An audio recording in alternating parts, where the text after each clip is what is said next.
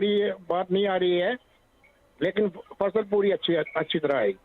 As of now जिस तरह की आवक है जो कि सिर्फ मध्य प्रदेश से है, क्या उसके भाव बैठते हुए नजर आए हैं मंडी में?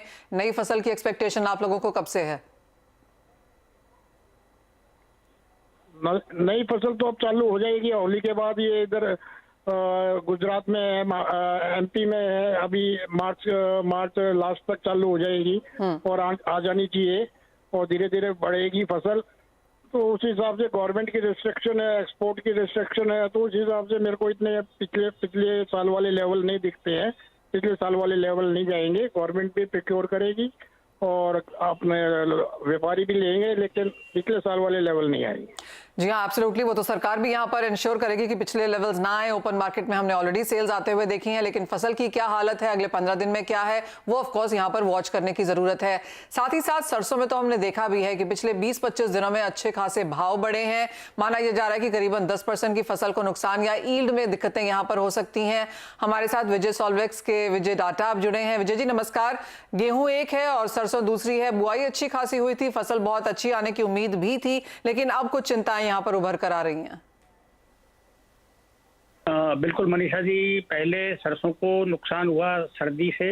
बहुत जगह राजस्थान में और हरियाणा में बर्फ जम गई थी पेड़ों पे, और अब 15 फरवरी के बाद में जिस तरीके से वेदर ने गर्मी दिखाई है, उससे भी निश्चित रूप से सरसों को नुकसान हुआ है और इससे यील्ड भी कम होगी और तेल की परसेंटेज भी कम होगी। और सरसों में कुछ डैमेज सर्दी का भी हुआ है, दाने कमजोर हो गए हैं, निश्चित रूप से ही नुकसान होगा। ये आप जो बता रहे हैं, पहला पैदावार हमने नवंबर में आकी थी 125, फिर हमने सर्दी देख के 120 करी, फिर 115 करी, लेकिन अब हमारा अनुमान 110 लाख टन के करीब तो अभी भी है। विजय जी, जिस डैमेज की हम बात कर रहे हैं, एक तो आपने कहा एक तो क्रॉप का नंबर है कि इतनी फसल आएगी, लेकिन उसमें ईल्ड को लेकर किस तरह की चिंताएं हैं? देखिए, मेरा मानना ये है, सरसों काफी पक चुकी है जी। अभी ज्यादा मतलब बहुत ज्यादा सरसों को पकने के लिए टाइम नहीं है अब ज्यादा, क्योंकि सरसों 4 महीने की क्रॉप है। सरसों गेहूं से 1.5 महीना पहले बोई जाती है, 1-1.5 महीना पहले। तो सरसों लगभग पक चुकी है, गेहूं थोड़ा लेट आता है, तो गेहूं को ज्यादा डैमेज होगा। गेहूं के बारे में ज्यादा कमेंट नहीं करता हूँ। सरसों के बारे में मेरा मानना यह है कि इतना असर गर्मी का नहीं है ना गेहूं को होगा।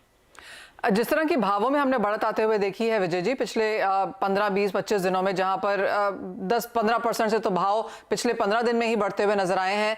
अब थोड़ी सी जो स्थिरता है, एमएसपी के आसपास के जो भाव गिरे हैं वहां पर भी चिंताएं लेकर हैं, तो बहुत ही ज्यादा वॉलेटाइल सरसों के भाव पिछले 1 महीने में बनते हुए दिखे हैं। आगे जाकर अब यहाँ पर क्या एक्सपेक्टेशन है?